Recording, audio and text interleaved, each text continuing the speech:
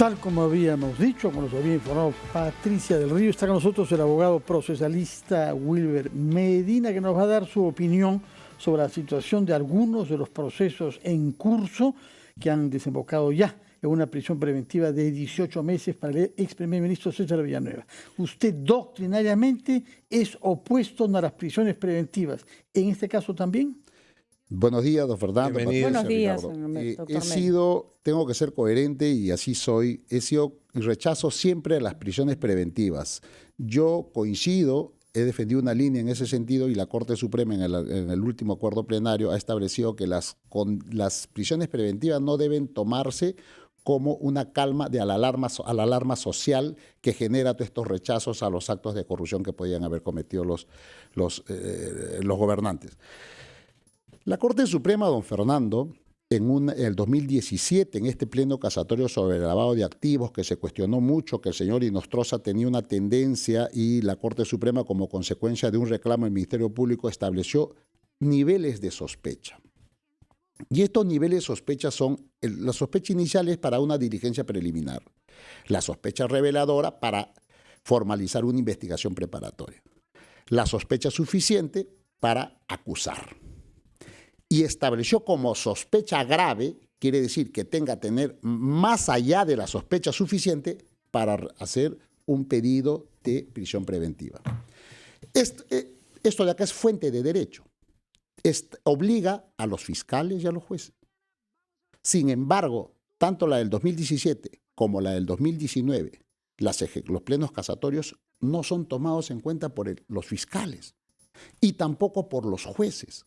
Ahí está el problema. ¿Pero por qué dice eso usted cuando lo que puede suceder es que están interpretando decisiones de ese pleno casatorio de una manera menos restrictiva que la suya? Lo que pasa usted asume sin más que los jueces y los fiscales o son tontos o son malintencionados. Pero hay otra tercera posibilidad, que no leen ese pleno casatorio igual que usted. La citan incluso, pero lo entienden mal. ¿Por qué crees que muchas de esas están siendo revocadas o anuladas? ¿Sabe cuándo va a parar este carnaval, a lo que yo lo llamo barbarie fiscal y judicial? Cuando las decisiones sean pedidos arbitrarios, por ejemplo el de Villanueva, todos para mí, incluso el de Susana Villarán, para mí, porque tienen arraigo. La Corte Suprema ha dicho, si hay arraigo, no concurre un requisito. Perdón, pero también ha dicho, discúlpeme, señor Medina, no soy abogado, pero está clarísimo que uno de los requisitos casi sine qua non, o sea que se cumplen sí o sí para irse a la cárcel con preventiva, es la posibilidad de interferir en el proceso judicial. Y el señor Villanueva, vamos, ¿qué más pruebas se necesitan de que estaba hablando con personas allegadas, fiscales allegados al caso, con posibilidad de interferir en favor suyo? Pero por supuesto que estoy de acuerdo con usted, Patricia, porque tiene que concurrir 3 requisitos. Sospecha grave de la comisión del delito, peligro de fuga y obstrucción. ¿Los 3 juntos? Los 3 tienen que concurrir para efectos que se dé la prisión preventiva. No, pero a ver, señor Medina, yo le quiero preguntar lo siguiente. La cantidad de personas con prisión preventiva en nuestro país por cosas tan tontas como un robo a mano armada de un celular, y digo que es tonta con respecto, no digo que sea un delito menor, pero es tonta con respecto a los delitos que estamos viendo. En el Perú hemos tenido épocas en que el 70% de los presos estaban sin sentencia, que muchos ni siquiera habían sido acusados. Discúlpeme, pero los abogados como ustedes se quedaron callados en todos los idiomas. Yo nunca he visto a uno venir acá a defender a un carterista, a defender a alguien que chocó. Resulta que cuando esto toca a los poderosos, a personas como el señor Villanueva, que las pruebas sobran de que ha recibido coima y que está tratando de interferir en la justicia, ahora resulta que todos son inocentes y que, perdón, el chico del celular que se quede sus 18 meses de prisión preventiva, pero el señor Villanueva no, por favor, que se vaya a su casa. ¿De dónde está la consecuencia moral de la que nos pretenden hablar cuando recién se preocupan, cuando son, y no me refiero a usted, me refiero en general, sus amigotes los que están en problemas? Lo que ocurre es que estas cosas recién, como dicen cierto sector con los que yo no comparto, recién se ha visualizado a raíz de estos hechos. ¿Visualizado para el público común y corriente? ¿O me va a decir usted que no conocía la realidad de las prisiones preventivas? Pero por supuesto, entonces para usted no era visualizado. En este caso, un señor que está que tuvo condena suspendida, cuadrapléjico, y por no cumplir con pagar una reparación civil en partes, han dispuesto el fiscal y el juez ha ordenado que se vaya a prisión. Se muere el señor. Las normas procesales, Patricia, Fernando, Ricardo, deben estar por encima y deben estar al servicio de la vida de las personas. Señor Medina, lo hemos tenido miles de veces en este lugar y no lo hemos escuchado manifestarse al respecto. Discúlpeme, pero no es una posición coherente que recién ahora resulta que nadie debe ir a prisión preventiva cuando por años ha sido un problema para la gente que no tenía, claro, el poder que tienen los que sí se van ahora y parece que con mayor razón.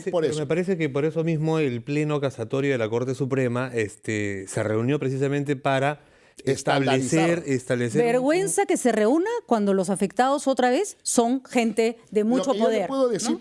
Lo que yo le puedo decir sobre este tema, y es pertinente, es que le agradezco, el Tribunal Constitucional, en la sentencia Humala, o ahora en la sentencia Keiko Fujimori, debió establecer y exhortar, por ejemplo, a que se modifiquen las normas y que en todo caso exhortar y hacer una especie de llamado, que es una figura en el derecho procesal constitucional, el estado de cosas inconstitucionales. Establecer y decir, para todas las personas que en este momento están con prisión preventiva, exhortar al gobierno, al Ministerio de Justicia, a través de las procuradurías, de las defensas gratuitas que hay, que se haga una revisión inmediata y se declare en emergencia todo el sistema penitenciario. Cuando ya tocó a los poderosos. Ahora le hago la segunda pregunta. ¿El señor Moreno no tenía arraigo? ¿El señor Inostroza no tenía arraigo? ¿El señor Donaire no tenía arraigo? ¿Es el arraigo, a pesar de que hay evidencia de delito grave y evidencia de interés de interferir en la justicia, vale solo el arraigo para no declarar una prisión preventiva cuando está clarísimo que todos los que han estado involucrados en casos de corrupción tan evidentes han salido corriendo, ni bien no les han puesto la prisión preventiva? A ver. O sea, yo entiendo que en algunos casos se han excedido, pero con Villanueva, ¿en serio? Lo que pasa que, Patricia, el señor Villanueva tiene arraigo, tiene la familia establecida en el Perú, vive acá en el Perú. Inostroza, Moreno, le repito, todos. El hecho que se haya fugado uno... uno no, pues. Verde, Toledo. Por favor, a ver, podemos seguir contando. No hay que cambiarla en función a determinados casos aislados. Si yo creo que una persona es capaz de torcer la justicia y reunirse con fiscales, ¿por qué no voy a creer que es capaz de escapar? O sea, ya ha mostrado... Pero lo que pasa, arresto domiciliario, por ejemplo, está en estado de salud grave, arresto domiciliario, me parece... ¿Sabe qué? A lo que yo quiero llegar... Tiene que estar en el hospital si tiene un problema de salud, no en su casa. Yo discrepando un poco con Antonio Maldonado, voy a felicitar al equipo especial y a todos los fiscales cuando tengamos acusaciones y tengamos condena. Yo no voy a felicitar al Ministerio Público ni a los jueces, el sistema que está persiguiendo este tema anticorrupción, cuando tengamos condenas adelantadas, que muchas veces, por ejemplo, el Martín Belaúnde, eso es un escándalo. Martín Belaúnde tiene más de 5 años preso y no tiene una acusación. Por favor, ¿qué cosa es eso? Eso se llama ineficacia del Ministerio Público. Incluso querían ampliar por 12 meses, el juez le dijo no y apeló y la sala le ha dicho, está bien. Pues en eso coincidimos, hemos reclamado acusaciones. El señor de Cajamarca, alcalde, presidente regional de Cajamarca, Gregorio. Hay un montón de casos. No los escuché reclamar por Gregorio Santos en su momento. No, se me invitó. Cuando a mí se me invita, siempre se le ha invitado, señor Medina, y nunca nos ha traído esa preocupación bajo el brazo. Por ejemplo, señora Villarán, te quiero hablar. Ella tiene arraigo. Escúcheme. Además, el doctor Eloy Espinosa, que no valoran los jueces, estableció un voto fundamental en el caso Humala. Estableció y dijo que para efectos de poner una cuestión tan grave como la privarle la libertad a una persona, hay que analizar el impacto que puede tener esta medida respecto a los menores. La señora creo que se ha hecho cargo de sus menores nietas, porque una hija falleció. Pregunto, ¿quién estará a cargo ahora de esas nietas si la señora está en prisión? Probablemente por ejemplo, ese argumento de creativo, vanguardista del señor Eloy Espinosa, que ha sido en la sentencia Humala, no es tomado en cuenta. Claro, que se les ocurre cuando la señora es la señora Susana Villarán, pero porque si se trata de la señora que vendía droga, que vendía 3 o 4 quetes para mantener a su familia en el Callao, ahí sí nadie le importa un pepino si los chicos se quedaron solos. Repito, la justicia se reclama para todos, y esta cantidad de defensores que han salido de pronto, a mí la verdad no me parecen sinceros. Termino con esto diciendo. Pero esa es una opinión. Termino con esto, Patricia, y Fernando quisiera que respeto la suya, por supuesto. Los fiscales ya tienen armado el caso de frente que pasen a la acusación. Usted sabe que la ley permite que incluso se pueden saltar de la preliminar no formulan investigación preparatoria. De frente pueden irse al caso de la acusación. Cuando acusen, voy a estar feliz. Y cuando se haga el juicio oral, en efecto, y luego con las pruebas, la acusación, la contradicción. Señor Medina, ¿cómo va a ser posible respetar esos plazos cuando interrogar a los ejecutivos de Odebrecht, que son una pieza clave de estos procesos, ha demandado oponerse a mucha gente que usted conoce, y algunos de los cuales usted respalda, que no querían el acuerdo de colaboración con Odebrecht? Han habido muchos sabotajes en el camino para que los fiscales puedan hacer su trabajo. Es por eso que se ha prolongado todo este periodo, que todos lamentamos. Pero ciertamente los abogados estamos para defender a nuestros patrocinados y tenemos prolongar hasta el infinito los plazos. No, los abogados responsables, diligentes en una defensa, tenemos que recurrir a todas las herramientas que la ley nos prevé para defender al patrocinado. ¿Incluido quejarse de un acuerdo que permite que se consiga información que afecta a sus patrocinados? Yo he cuestionado el acuerdo en la forma, no en el fondo. Entonces, ¿cómo quiere usted yo he dicho, por ejemplo, mire, ¿por qué va mi queja? Eran solamente 4. ¿Por qué no se puso gasoducto? Porque no quiere decir que no se va a poner. Y usted lo sabe. ¿Sabe de dónde tuvo que venir la información? De Ecuador. Señor Medina, a eso fue mi objeción. Lo dijo el fiscal 20 veces. Este acuerdo no es cerrado.